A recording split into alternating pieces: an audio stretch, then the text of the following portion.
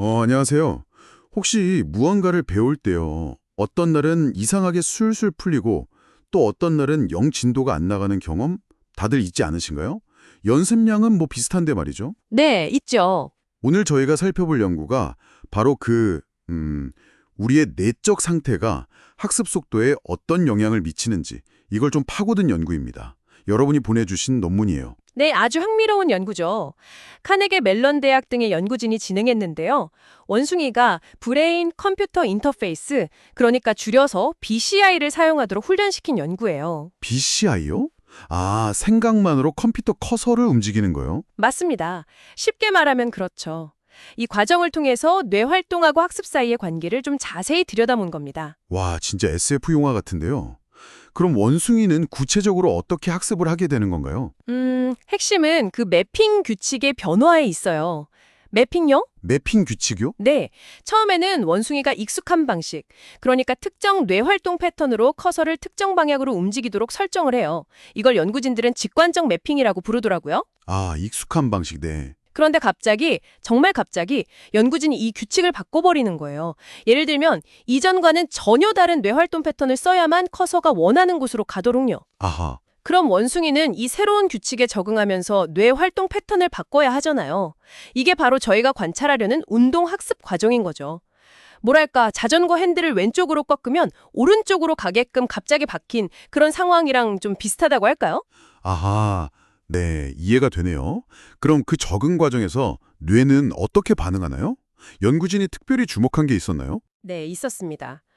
연구진은 원숭이의 그 운동 피질, M1이라고 하죠. 거기 뇌 활동을 실시간으로 기록하면서 특히 신경적 몰입도라고 부르는 현상에 주목했어요. 신경적 몰입도요? 네. 실험을 시작하거나 잠시 멈췄다가 다시 시작하는 시점, 그리고 특히 방금 말씀드린 그 새로운 매핑 규칙이 탁 도입되는 순간에요. 뇌 활동량이 갑자기 크게 확 요동치는 패턴을 발견한 거죠. 아, 뭔가 뇌에 집중력 스위치가 탁 켜지는 그런 느낌일까요? 아주 비슷합니다.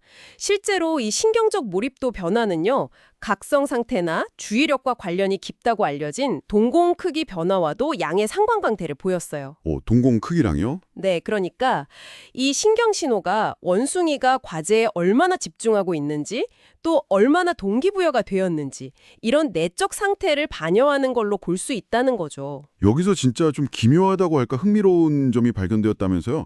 이 몰입도 스파크가요. 실제 목표 달성에 도움이 되든 말든 상관없이 그냥 일어났다면서요. 바로 그겁니다. 그게 정말 재밌는 부분인데요. 새로운 매핑이 딱 도입되는 그 순간 몰입도는 그냥 급증했어요.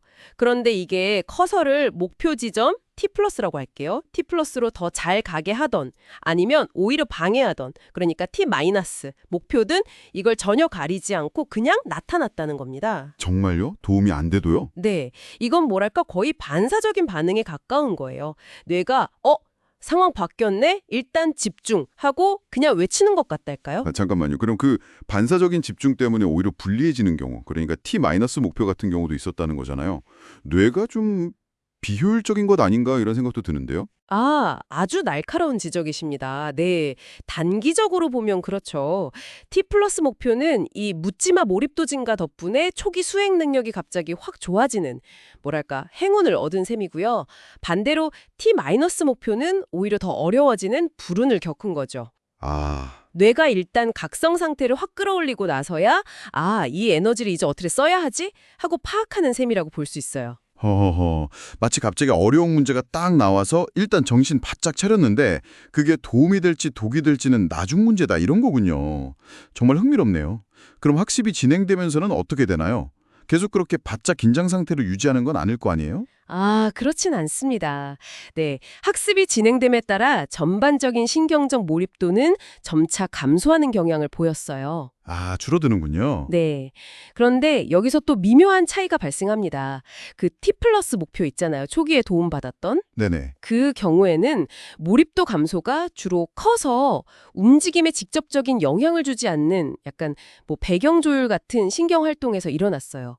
반면에 실제 움직임을 만들어내는 운동 실행 관련 신경 활동에서는 초기에 그 높았던 몰입도 효과가 꽤 오랫동안 유지됐습니다. 아, 그럼 T- 목표, 그러니까 초기에 방해받았던 경우는요? T- 목표에서는요, 그 배경 조율하고 운동 실행, 신경 활동 모두에서 몰입도가 같이 감소했어요. 아, 둘 다요? 네. 결과적으로 보면 T+ 목표는 초반에 그 운 좋은 헤드스타트 효과를 어느 정도 유지하면서 T- 목표보다 더 빨리 최고 수행 수준에 도달한 거죠. 뭐 최종적으로는 둘 다 비슷한 수준까지 학습을 하긴 했지만 거기에 도달하는 속도에서 차이가 난 겁니다. 와, 그러니까 똑같이 연습을 해도 시작할 때 내 안에 그 각성 스위치가 우연히 유리하게 탁 켜지면 더 빨리 배울 수도 있다는 거네요. 이게 단순히 그날 컨디션 문제가 아니라 학습 메커니즘 자체에 영향을 주는 거군요. 정확합니다. 네. 이 연구는 학습이라는 게 단순히 A 지점에서 B 지점으로 그냥 꾸준히 나아가는 과정이 아니라는 걸 보여주는 거죠. 각성이나 동기 같은 그런 내적 상태의 갑작스러운 변화가 학습의 경로 자체를 바꾸고 또 그 속도에 체계적인 영향을 미칠 수 있다는 겁니다. 그러니까 목표 달성과 직접 관련이 없어 보이는 순간에 몰입조차도 중요할 수 있다는 뜻이죠. 와, 정말 많은 생각을 하게 만드네요. 네. 그래서 마지막으로 이런 질문을 한번 던져볼 수 있을 것 같습니다. 청취자 여러분이 새로운 언어나 악기 아니면 운동 같은 걸 배울 때요. 아, 오늘은 좀 감이 좋다. 또는 오늘은 영 집중이 안 되네? 하고 느낄 때가 분명히 있잖아요. 네, 있죠. 그 느낌이 혹시 여러분의 그 신경적 몰입도 차이를 반영하는 건 아닐까요? 그리고 그 차이가 단순히 그날의 기분 탓일까요? 아니면 이 연구에서 본 것처럼 여러분의 장기적인 학습 곡선 자체를 미묘하게 바꾸고 있을까요? 다음 학습 시간에 한번 스스로를 관찰해 보시는 건 어떨까? 그런 생각이 드네요.